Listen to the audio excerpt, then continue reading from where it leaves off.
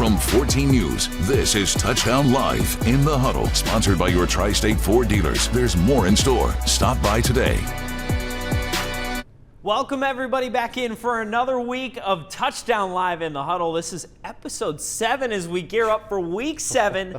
So welcome into the show. My name is Max Parker alongside the one, the only, Aaron Hancock. Welcome back, dude. It's been a few weeks since we've done this together. Yes.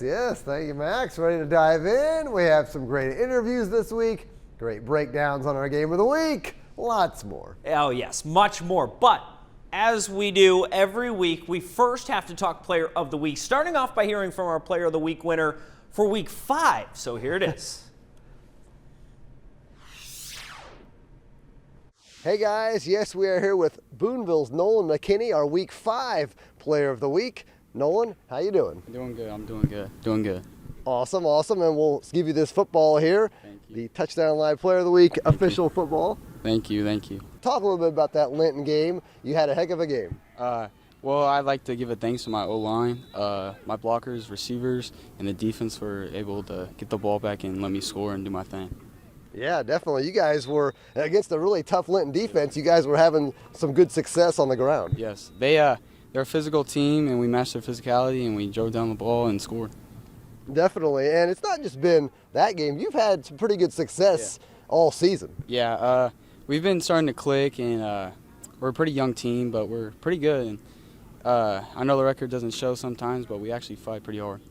Now, as a sophomore, is this your first year full-time varsity? Yeah, I played a little bit last year, but this is my first time playing full. Okay, so how are you adjusting to the game? It's a big adjustment, more physical, quicker, but I think I like it a lot. Definitely, and I mean, the running game here has a history of having really good success with really good guys. You know, Luke Connor played under Coach Ward. Of course, Devin Mockabee, everybody knows him at Purdue. I mean, so do you feel like you trying to follow in some big footsteps? Yeah, I try to be like them. I look up to them, and they're doing pretty well. I try to be myself, though, and work hard. What do you feel is your best way to run the ball, kind of attack the line and all that? I like to hit the hole hard and then bounce outside with my speed. Try to score a lot outside, but if I need to run it up the middle, I will. Definitely, and obviously you've had the success. I don't know what your total is now, but it's got to be pushing, an average of 100 a game or something like that. Yeah, the O-line has done a great job. We started to click, and we're actually getting better and working hard. And then just the rest of the season, what do you feel like you guys have to do to keep being successful and be on a roll as you get to the postseason? I think just be locked in at practice, work hard at practice, show up at games, physical, where you have a tough game against Princeton. The rest of the games are going to be pretty hard too. Awesome, guys. Well, first of all, we'll say thank you and congratulations again. Thank you. All right, we'll send it back to you again. Boonville's Nolan McKinney, our Week 5 Player of the Week. Boom, I hope he's got a nice place to frame that. Yeah. Make it all look nice and pretty at home. All right, congrats again to Nolan. Now, before we announce our Week 6 winner, let's take one final look at the nominees, shall we? From 14 News, this is Touchdown Live, Player of the Week, sponsored by your Tri-State Ford dealers. There's more in store. Stop by today. Pouring rain at Davis County High School. Gatlin Macy showed out, rushing the ball 19 times, putting down 215 yards and reaching the end zone 3 times. He also went to work on defense, racking up 7 tackles. Davis County got the win over Warren Central. Up next, not one, not 2 guys nominated here. How about an entire defense? Let's do it. There are times in the year when you just need to bend the rules for nominations a little bit. And the Heritage Hills defensive unit put up 4 interceptions, 2 fumble recoveries, 7 tackles for loss. And when you hold Gibson Southern to nothing, that has to earn you a nomination, and they got one. Yes, they did. All right, now let's go to Jasper for A.J. Hulsman. 16 rushes for the Wildcat running back for 160 yards. A nice, cool 10 yards per carry. Good math, Max. Thank you. He notched 3 touchdowns as well. Jasper handles Central, and a big part of that was Hulsman's work in the ground game. Yes, and last but not least for our Week 6 Player of the Week nominees, we head to Friday action again in Owensboro. The Devils hosting the Apollo Eagles. And we talk about him all the time. He's drawing the attention of college coaches seemingly everywhere. And Indiana yesterday. Yes, right? That's right. Evan Hampton. Once again, a very solid performance for him last week. 159 yards rushing, 2 tutties. I saw he got an offer from Minnesota as well today, Phew. so he is racking it up. Yes. We love to see it, Evan. We love to see it. All right, but now it's time to reveal our new player of the week. The voters have spoken, Aaron. Do the honors, my friend. All right, here we go. The votes are counted, and it is Heritage Hills defense. Yes. Get ready. They won the Players of the Week. Players. Yeah, there the you emphasis go. on the S. There we go. What a game for them, as we said, packing the stat sheet, keeping Gibson Southern off the scoreboard. Wow. Yes, a great game indeed. We'll hear from them on next week's episode of In the Huddle. Now, if your guy didn't get the nod this week, don't worry. You've got the power to vote at home, folks. Yes, you can vote all week long by heading to the 14 Sports app. Find that Player of the Week tab. Press the heart button under the player that you want to vote for. Vote as many times as you like all week long. It doesn't matter. Just do it. Just do it. Just do it. We love it. All right, coming up on In the Huddle, it's time for our Tri-State Insider segment. Mitch Carter and I will have a breakdown of our big game of the week. And you can't break down the plays without talking to the men who come up with them. We'll hear from both of the head coaches of our Game of the Week team. Relive the biggest moments from Friday night's high school football games with Touchdown Live Turf Talk. We show you the top 5 plays of the week and break down who's going head-to-head in this week's biggest matchups. Touchdown Live Turf Talk, streaming every Tuesday on your favorite 14 News streaming device.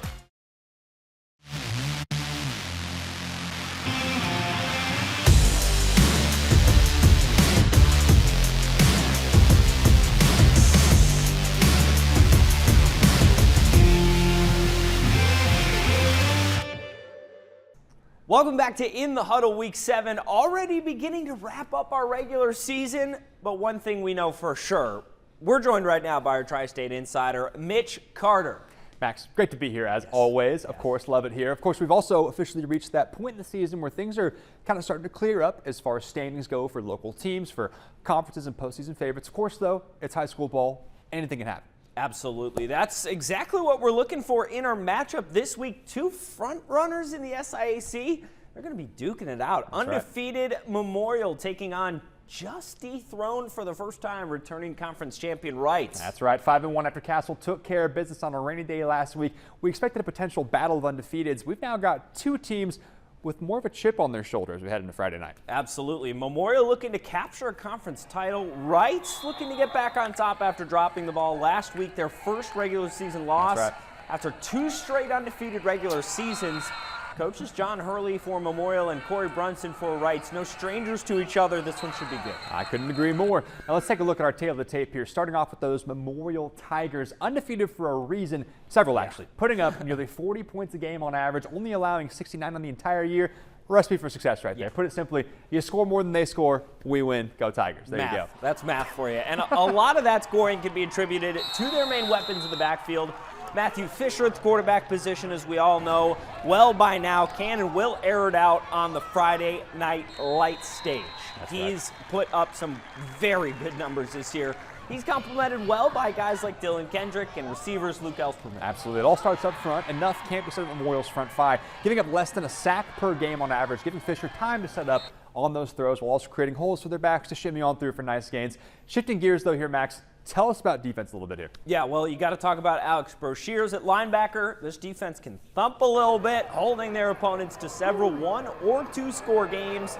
Fun little trivia for you here. The most points put up on them this year, the Bossy Bulldogs. Bulldogs threw up 22 on their matchup last week. Cards on the table here, though. They've been pretty dominant across the board. Same can be said about their opponent, though. Let's talk Wrights for a minute here. Coach Brunson and his guys coming off a toughie. Let's do it here. Helene came up and tore up. It would have been a great Friday night game. Does that playing on Saturday change the outcome? Who knows? We'll never know. What we do know, though, is this. We've got another solid team on our hands here, averaging 31.7 points per game, only giving up 101 this week, 35 of those coming last week against Castle. Those boys can flat out play. Looking offensively here, Ben Davies under center last week, 7 for 12, less than 70. Tough sledding against the Castle Knights, but I'd hang my hat on guys like Davies and guys like Landon McClarney getting back into the lab for practice this week, looking to get things back on track. Yeah, and defensively, they've got a pretty deep squad of upperclassmen with guys like Ryder Cartwright, Zaria Jackson. AJ Coates out, though. I do know that. Saw him yesterday when I was checking them out. He is out, but toughie. Maya Madison, they've got guys who can step into that spot and dominate still. Look for them to put a heavy focus on stamping out the ground attack after Max McCool's performance last week at the Bowl. We know all season long they've played in the backfield against opposing quarterbacks and have gotten several takeaways through the air. And despite the loss, this team no slouch. We already know that. Yes. So, Mitch, we have seen the tape. We've talked guys on the teams. We've talked dogs, let's be honest. We've talked X's and O's. Time for Carter's Call. Who's it going to be, man? My favorite part, always, of course, the most difficult. 4-2 right now. Hurt a little bit, not too shabby. Let's look at this in the bigger picture really quick, right? Check this out. So, Wrights, of course, this is their first loss last week in 2 regular seasons, defending SIAC champs. They're a good team. Of course, they're looking to get back after a misfire there last week. Memorial, though, looking to stay on top and solidify themselves atop the conference. Of course, both teams have a lot to play for as we approach the postseason here. But I tell you what, looking at this right here, especially knowing AJ's out and all that, you know, I don't know. I was gung-ho on Wrights last week. As you know, I had them over Castle, no problem. Then the hurricane comes. They play on Saturday. They can't air it out. Who knows? Mother but Nature, I will man. tell you, though, I've had this one circled for a little while.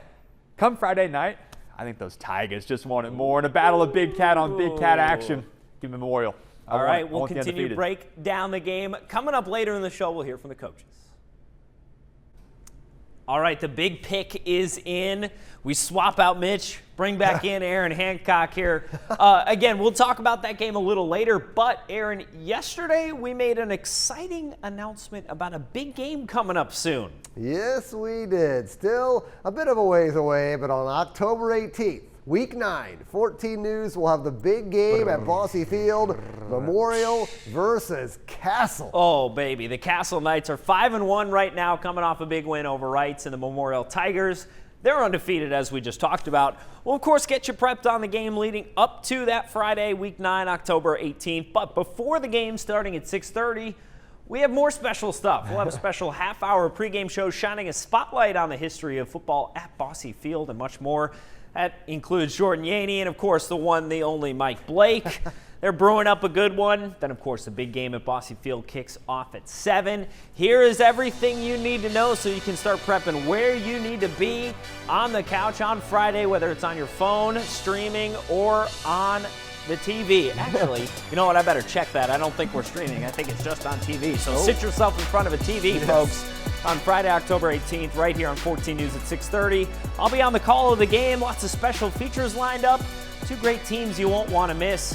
And, of course, Aaron, you will still be pillaging the tri-state area and getting some highlights that night, right? Oh, yes, that is right. Well, another special treat for this game, too.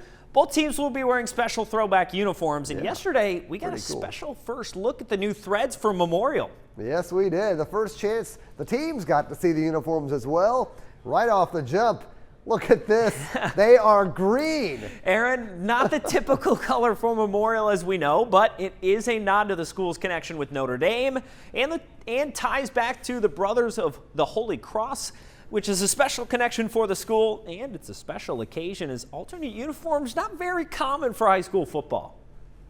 It's pretty cool. Like, this is kind of the first time we've done this, at least to my knowledge. So, like, just being like the senior class that's able to do that is just an awesome feeling. I think it means a lot to this program. To be able to celebrate, you know, the tradition and the history that we have here, you know, it's a very awesome feeling to be able to do so. The Castle Knights will also sport special throwback uniforms in the big game. A look at those coming up next week. Now, coming up on In the Huddle, don't go anywhere. We've got the coaches heading up both sides of our game of the week with their keys to the big game on this Friday. Plus, Mitch Carter hops back in studio to break down some of his favorite plays from last week. Relive the biggest moments from Friday night's high school football games with Touchdown Live Turf Talk. We show you the top 5 plays of the week and break down who's going head-to-head in this week's biggest matchups. Touchdown Live Turf Talk, streaming every Tuesday on your favorite 14 News streaming device. All right, welcome back in. Where'd Aaron go? Well, guys, he's already hit the road. We've got some games tonight in Kentucky going on right as we speak. So tune in to 14 News later tonight at 10. We will have highlights from those games. So just me the rest of the way, I know, but you know what? I've got some good content still for you. So back to our game of the week with the head coaches for both teams. Starting off with the Wrights Panthers, they're finally getting stability at the QB position with Ben Davies back.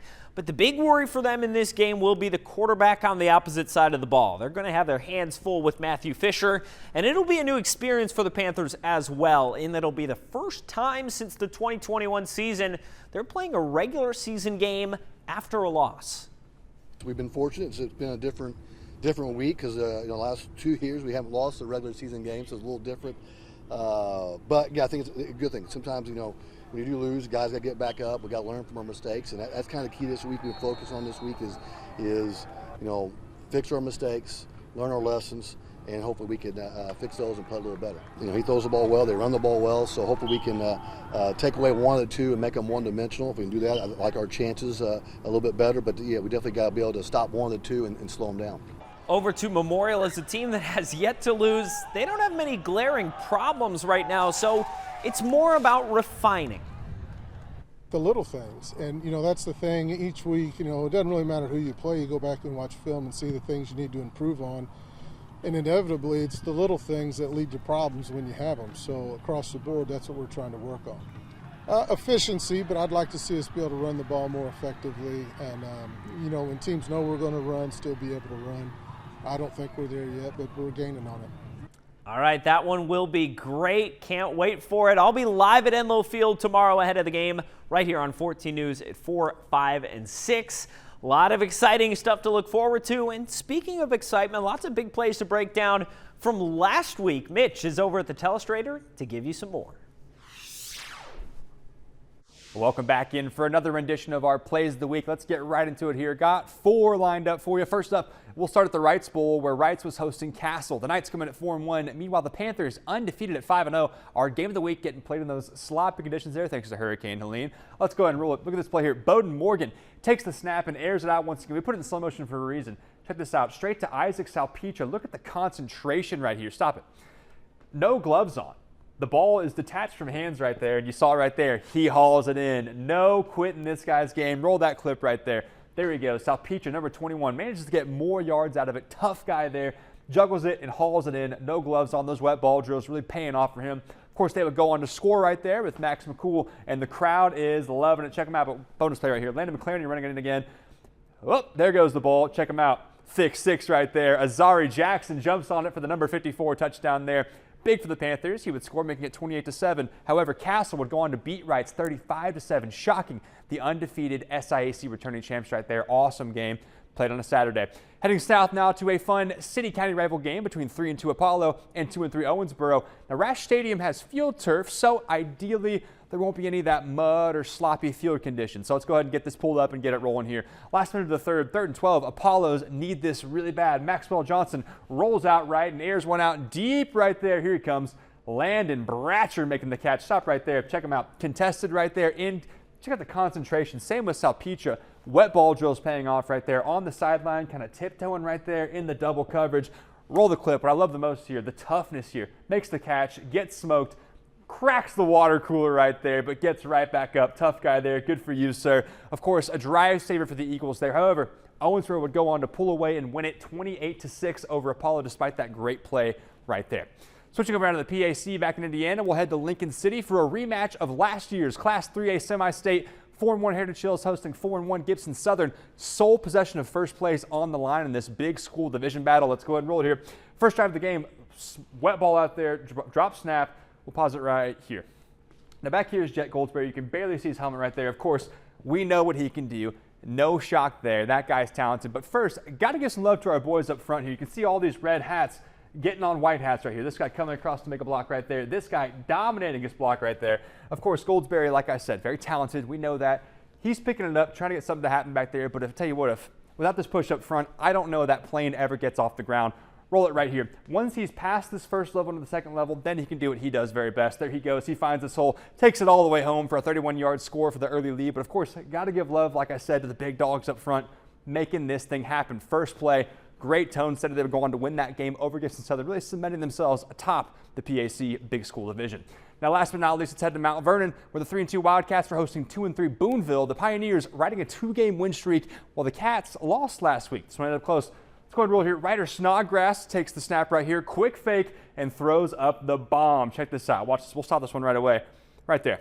high pointing the ball down there. There's Nash Hotstetter getting up and strong hands. Roll it out. Let's see it here.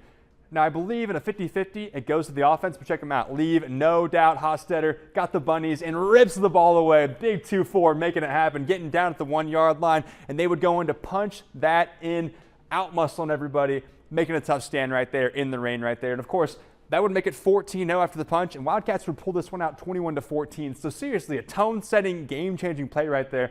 Those kind of plays win you games. Tough guy Hotstetter, what a play right there. That's going to do it for us on week 7 here of our Plays of the Week. Join us next week for your favorite plays of this week's games. All right, thanks, Mitch. Next on In the Huddle, time to head to the Red Zone, and we'll break down the schedules for other games in our area as we get ready for another beautiful week in the most wonderful time of the year, football time, when those cleats hit the gridiron. Welcome back in. It is time to head to the Red Zone. Aaron has a special guest this week. We're switching things up a little bit. Check it out.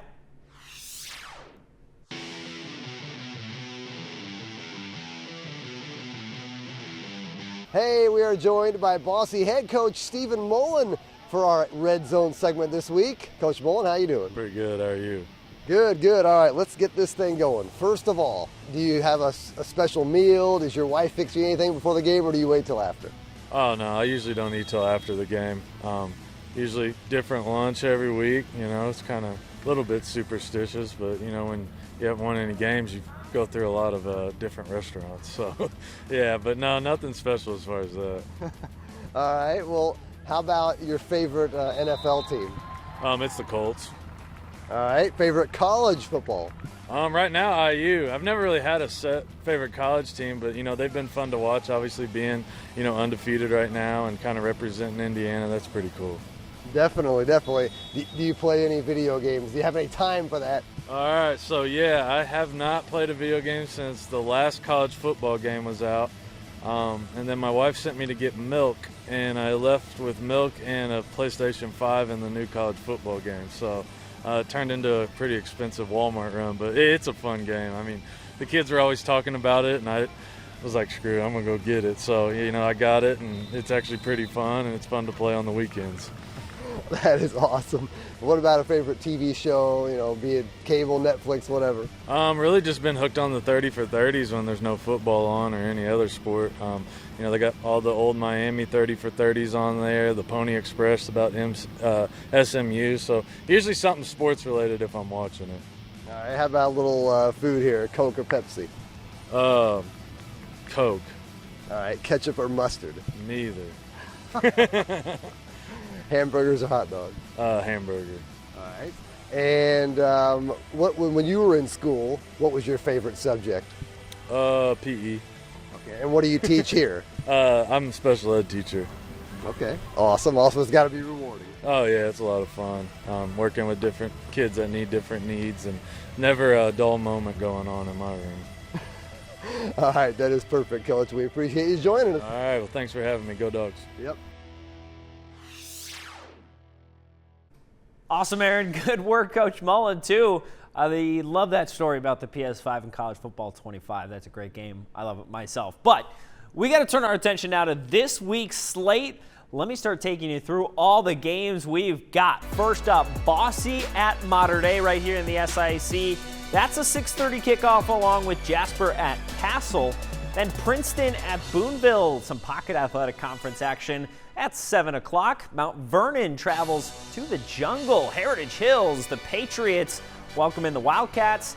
And North Posey visits the Forest Park Rangers. That's back to a 6:30 kickoff, and then an early one, 6 o'clock. Gibson Southern hosting the Washington Hatchets. And now let's go to Kentucky. The Muhlenberg County Mustangs traveling to face at 7 o'clock the Madisonville Maroons. And Owensboro Catholic, the Aces try to stay undefeated. They host Todd County Central, the Rebels. That one's at 7 o'clock as well. Let's go to Illinois, the homeland. Only Tigers travel to face the Mount Carmel Golden Aces at 7 o'clock. CZR Bearcats visiting Carmi. They take on the Bulldogs.